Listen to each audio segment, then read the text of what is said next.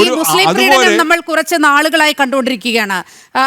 നന്ദു, ഇതോടൊപ്പം കൂട്ടിച്ചേർക്കാനുള്ള ഒരു കാര്യം കൂടിയുണ്ട്. അവിടെ കലോത്സവത്തിൽ ഒരു പലസ്തീൻ വിഷയം വന്നപ്പോൾ നമ്മൾ കണ്ടതാണ്. നോക്കൂ, ഈ കാസർഗോഡ് വെള്ളിയാഴ്ച നടന്ന ഈ പരിപാടി യഥാർത്ഥത്തിൽ അവിടെ ജിഹാദികൾ അഴിഞ്ഞാടുന്നൊരു സാഹചര്യമാണ് ഉണ്ടായത്. ഈ പോപ്പുലർ ഫ്രണ്ടിൻ്റെ പുതിയ രൂപം തന്നെയാണ് SDPI എന്ന് പറയുന്നത്. പോപ്പുലർ ഫ്രണ്ടിൻ്റെ മുൻനിര നേതാക്കൾ ജയിലിലേക്ക് പോയപ്പോൾ ഈ SDPIയുടെ തലപ്പത്തേക്ക് വന്നത് അവിടെ ഉണ്ടായിരുന്ന രണ്ടാം നിര നേതാക്കളാണ് എന്നുള്ള കാര്യത്തിൽ ഒരു തർക്കവുമില്ല. അവർ ഒളിഞ്ഞും തെളിഞ്ഞും കേരളത്തിൻ്റെ രാഷ്ട്രീയ വിഷയങ്ങളിൽ, സാമൂഹികമായ വിഷയങ്ങളിൽ ഒളിഞ്ഞും തെളിഞ്ഞും ഇടപെടുകയാണ്. ഇപ്പോൾ ഏറ്റവും ഒടുവിൽ തെരഞ്ഞെടുപ്പാണ് അടുത്തിരിക്കുന്നത്. അപ്പോൾ ഇവരുടെ ഒരു തിട്ടൂരത്തിന് വഴങ്ങി പ്രത്യേകിച്ച് CPM, LDF ഇവരുടെ എല്ലാ ചെയ്തികൾക്കും കൂട്ടുനിൽക്കുന്ന ഒരവസ്ഥയിലേക്ക് മാറിയിരിക്കുകയാണ്. സർക്കാർ പരിപാടി പോലും അലങ്കോലപ്പെട്ടിട്ട് ഒരു നടപടിയും അക്കാര്യത്തിൽ ഉണ്ടാകുന്നില്ല, ഒരു വിമർശനവും ഉണ്ടാകുന്നില്ല. DYFIയുടെ ഒന്നും ഒരു പ്രതിഷേധം പോലും നമുക്ക് കാണാൻ കഴിയില്ല. ഈ പ്രീണനമല്ലേ യഥാർത്ഥത്തിൽ നമ്മൾ തുറന്നു കാണിക്കേണ്ടത്? നമ്മൾ മനസ്സിലാക്കേണ്ടത്, ഇപ്പോൾ ശ്രീ ജലീൽ പുനലൂർ അടക്കമുള്ള CPMൻ്റെ നേതാക്കന്മാർ ഇതിനെ ഇങ്ങനെ ലഘൂകരിച്ച് പറയുമ്പോൾ നമ്മൾ ഒന്ന് രണ്ട് കാര്യങ്ങൾ മനസ്സിലാക്കണം.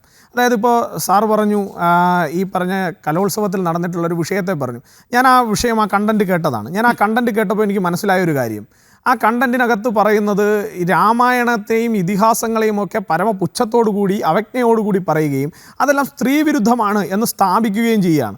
ഞാൻ ചോദിക്കട്ടെ, രാമായണത്തിൻ്റെ പ്രധാനപ്പെട്ട കീ പൊസിഷൻ ആർക്കാണ്? സീതയ്ക്കാണ്. രാമായണവും മഹാഭാരതവുമൊക്കെ ഒരു സ്ത്രീയെ അപമാനിച്ചതിൻ്റെ പേരിലാണ് ഒരു കുലത്തെ തന്നെ ഒരു ധർമ്മരക്ഷതയ്ക്ക് വേണ്ടിയിട്ട് ആ സ്ത്രീയുടെ കേശഭാരം തിരിച്ച് ആ പറയുന്ന അവളെ അപമാനിച്ചവൻ്റെ ചോര കൊണ്ട് തിരിച്ച് ആ കേശഭാരം അണിയിപ്പിക്കുന്ന ഒരു സാഹചര്യമുണ്ട് ഈ പറയുന്ന മഹാഭാരതത്തിൻ്റെ ഒരു കഥ, ഒരു ഇതിവൃത്തത്തിനകത്ത്. അപ്പോൾ ഇത്തരം കാര്യങ്ങൾ മനസ്സിലാക്കാത്ത പുതുതലമുറയിലെ ചില ഇത്തരത്തിലുള്ള തീവ്ര സ്വഭാവമുള്ള ആളുകളാണ് ഇത്തരം കാര്യങ്ങൾക്കെല്ലാം മാർക്കിട്ട് കൊടുക്കുന്നതും അതിനെയൊക്കെ മുന്നോട്ട് കൊണ്ടുപോകും. ഞാൻ അതിലേക്ക് വരുന്നില്ല. ഇവിടെ ഇടതുപക്ഷത്തിൻ്റെ കഴിഞ്ഞ 10 വർഷത്തിനിടയിൽ നടന്നിട്ടുള്ള ഇത്തരം കാര്യങ്ങളെ നമ്മളൊന്ന് പരിശോധിക്കുക.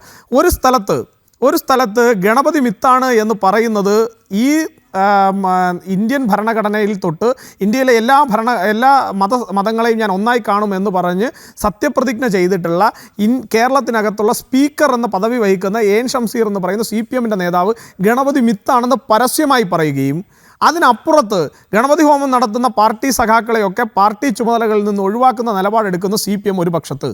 അവിടെ നിന്ന് ഇങ്ങോട്ടേക്ക് വന്നാൽ ശിവൻകുട്ടി സഖാവ് കഴിഞ്ഞ കുറച്ച് ദിവസങ്ങൾക്ക് മുൻപ് പറഞ്ഞത് ഇവിടെ ഈ സമയപരിഷ്കരണം, അതായത് വിദ്യാർത്ഥികളുടെ സമയപരിഷ്കരണം നടത്തുന്നു, ആ സമയപരിഷ്കരണത്തിനെതിരായിട്ട് ചില ഇസ്ലാമിക വിഭാഗത്തിൽപ്പെട്ട ചില ആളുകൾ ശബ്ദമുയർത്തിയപ്പോൾ അന്ന് വരെ ഒരു കാരണവശാലും ഇത് മാറ്റില്ല എന്ന് പറഞ്ഞിരുന്ന ശിവൻകുട്ടി സഖാവ് നിന്ന നിപ്പിൽ മലക്കം പറഞ്ഞുകൊണ്ടാണ് ആ പ്രവർത്തനത്തിൽ നിന്ന് പിന്നോട്ട് പോയത്.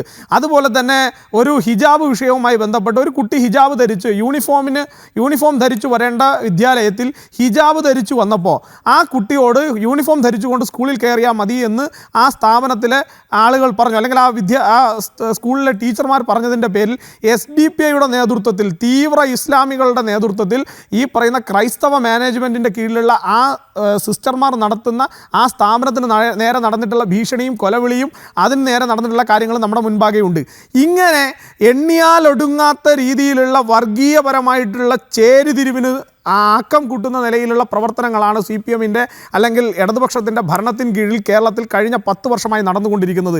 മുമ്പ് നമ്മൾ പറയും മുസ്ലിം ലീഗിനെ കൂട്ടുപിടിച്ചുകൊണ്ട് കോൺഗ്രസ് ആണ് ഇത്തരത്തിൽ ചേരിതിരിഞ്ഞുള്ള രാഷ്ട്രീയം അല്ലെങ്കിൽ വർഗീയമായിട്ടുള്ള രാഷ്ട്രീയത്തെക്കുറിച്ച് പറഞ്ഞിരുന്നത് എങ്കിൽ അതിനപ്പുറത്തേക്ക് ഞങ്ങളാണ് ഒരു പടി കൂടി കോൺഗ്രസിനേക്കാൾ മികച്ച രീതിയിൽ ഇത്തരം തീവ്ര ഇസ്ലാമിക ഗ്രൂപ്പുകളെ താലോലിക്കുന്നതിൽ ഞങ്ങളാണ് മികച്ച ആളുകൾ എന്ന് കാണിക്കാൻ വേണ്ടിയിട്ട്, അല്ലെങ്കിൽ അങ്ങനെ സ്ഥാപിക്കാൻ വേണ്ടിയിട്ടുള്ള ഒരു മത്സര ബുദ്ധിയാൽ ഉള്ള പ്രവർത്തനമായിട്ടാണ് ഇപ്പോഴത്തെ CPMൻ്റെയും അതുപോലെ ഇടതുപക്ഷ ജനാധിപത്യ മുന്നണിയുടെയും ഇത്തരം പ്രവർത്തനങ്ങളിലൂടെ ഞങ്ങൾ മനസ്സിലാക്കുന്നത്. അങ്ങനെ ഒരു മത്സര ബുദ്ധിയുള്ള പ്രവർത്തനം നടക്കുന്നു എന്നാണ്. ഞാൻ ഒരു കാര്യം കൂടി സൂചിപ്പിച്ച് അവസാനിപ്പിക്കാം. ഇവർ പറഞ്ഞല്ലോ, ഈ രാമായണത്തെക്കുറിച്ച് പറഞ്ഞ കുട്ടികൾക്ക് നിങ്ങൾ 1ാം സമ്മാനം കൊടുക്കുമ്പോൾ നമ്മുടെ മുന്നിൽ ഒരു അറ്റുപോയ കൈപ്പത്തിയുണ്ട്. ഒരു മനുഷ്യൻ അദ്ദേഹത്തിൻ്റെ ജീവിതത്തിൽ അദ്ദേഹം ഒരു നബി എന്ന് പറയുന്ന 2 വാക്കുള്ള ഒരു ക്വസ്റ്റ്യൻ പേപ്പറിനകത്ത് 2 വാക്ക് എഴുതി ചേർത്തു എന്നതിൻ്റെ പേരിൽ പട്ടാപ്പകൽ കേരളത്തിൽ നിങ്ങളെല്ലാം ഊറ്റം കൊള്ളുന്ന വർഗീയതയ്ക്ക് ഒരു തരത്തിലുള്ള കടന്നുകയറ്റവും ഇല്ല എന്ന് നിങ്ങൾ 2 കൂട്ടരും ഒരുമിച്ച് നിന്ന് പറയുന്ന കേരളത്തിനകത്തൊരു പാവപ്പെട്ട അധ്യാപകൻ്റെ കൈപ്പത്തി വെട്ടിമാറ്റി. ആ കൈപ്പത്തി വെട്ടിമാറ്റിയ ആളുകളെ 14 വർഷത്തിന് ശേഷമാണ് അതിൻ്റെ മുഖ്യ സൂത്രധാരകനെ ഇപ്പോൾ അറസ്റ്റ് ചെയ്തിരിക്കുന്നത്. ഇന്ന് കോടതി NIA കോടതി കൃത്യമായി പറഞ്ഞിട്ടുണ്ട് ആരൊക്കെയാണ് ഇദ്ദേഹത്തെ സഹായിച്ചത് എന്നുള്ളതിനെ കുറിച്ച് കൃത്യമായ അന്വേഷണം നടക്കണം. എന്തുകൊണ്ട് അങ്ങനെ പറയേണ്ടി വന്നത്? കേരളത്തിനകത്ത് ഞാൻ ആദ്യത്തെ ഘട്ടത്തിൽ പറഞ്ഞതുപോലെ കേരളത്തിനകത്ത് സൂര്യരശ്മികൾക്ക് പോലും കടന്നു കയറാൻ കഴിയാത്ത ഇടത് രാവണ കോട്ടകൾക്കകത്ത് ഇത്തരത്തിൽ സിമിയുടെ പ്രവർത്തന ക്യാമ്പുകൾ നടക്കുന്ന സ്ഥലമായി കേരളം മാറുമ്പോൾ, ഇതിൻ്റെയൊക്കെ റൂട്ടായി തായ്വേരായി ഭീകരവാദത്തിൻ്റെ തായ്വേരായി കേരളം മാറുമ്പോൾ, ഇത്തരം ആളുകൾക്ക് സംരക്ഷണ കവചം 14-15 വർഷം സംരക്ഷണ കവചമൊരുക്കുന്ന സ്ഥലമായി കേരളം മാറുമ്പോൾ, അല്ലെങ്കിൽ ഈ പറയുന്ന പ്രദേശങ്ങൾ മാറുമ്പോൾ എന്താണ് ഇടതുപക്ഷത്തിന് ഇതിൽ നിന്ന് വിരുദ്ധമായി പറയാനുള്ളത്? ഇടതുപക്ഷത്തിന് ഒന്നും പറയാനില്ല. ഞാൻ ഈ ചോദിക്കുന്ന ചോദ്യം റിലവൻ്റ് അല്ലേ? നബി എന്ന് പറഞ്ഞ വാക്കിൻ്റെ പേരിൽ, ഒരു വാക്ക് ക്വസ്റ്റ്യൻ പേപ്പറിൽ ഉൾപ്പെടുത്തിയതിൻ്റെ പേരിൽ ഒരു അധ്യാപകൻ്റെ കൈവെട്ടി മാറ്റിയെന്ന് മാത്രമല്ല, ഇവിടുത്തെ ഇടതു വലതു മുന്നണികൾ ചേർന്ന് ആ അധ്യാപകനെയും അധ്യാപകൻ്റെ കുടുംബത്തെയും മാറ്റി നിർത്തിയതിൻ്റെ പേരിൽ എന്തൊക്കെ പരാധീനതകളാണ്, എന്തൊക്കെ വലിയ രീതിയിലുള്ള മാനസിക സംഘർഷത്തിലൂടെയാണ്, എത്ര ബുദ്ധിമുട്ടിലൂടെയാണ് ആ കുടുംബം കഴിഞ്ഞ 14-15 വർഷം ഈ പറയുന്ന നിയമ പോരാട്ടം നടത്തിക്കൊണ്ട് മുന്നോട്ട് പോകേണ്ടി വരുന്നത്. ഇവിടെ ഈ പറയുന്ന ഭീകരവാദ സംഘടനകളിൽപ്പെട്ട SDPI ആളുകളുടെ ഭീഷണി, ഇവിടെ സർക്കാർ തന്നെ ജോലിയിൽ നിന്ന് ആ കുടുംബത്തെ ഒതുക്കി നിർത്തുന്നു, അദ്ദേഹത്തിൻ്റെ പെൻഷൻ ബെനിഫിറ്റുകൾ കൊടുക്കുന്നില്ല, അദ്ദേഹത്തിൻ്റെ ആരോഗ്യനില തകരുന്നു, അദ്ദേഹത്തിൻ്റെ ഭാര്യ ആത്മഹത്യ ചെയ്യുന്നു, അദ്ദേഹത്തിൻ്റെ കുടുംബത്തെ ഛന്നഭിന്നമാക്കി മാറ്റി ഇത്തരത്തിലുള്ള ഭീകരവാദ സ്വത്വങ്ങൾ ഈ കേരളത്തിൽ നടമാടിയപ്പോൾ എന്ത് നിലപാടാണ് ഈ പറയുന്ന വർഗീയതയെ ഞങ്ങളാണ് ജീവൻ കൊടുത്തു ചെറുത്തത് എന്ന് പറഞ്ഞ ഇടതുപക്ഷത്തിന് എടുക്കാൻ സാധിച്ചത്? എന്താണ് നിങ്ങൾ ഈ വർഗീയതയ്ക്ക് ഈ മണ്ണിൽ പ്രവർത്തിക്കാൻ അനുവാദമില്ല എന്ന് പറഞ്ഞ കോൺഗ്രസ് പാർട്ടി നീതി പുലർത്താൻ ഇവർക്ക് എൻ്റെ ഒറ്റ ചോദ്യം കൂടിയുണ്ട് ജലീൽ പുനലൂരിന്.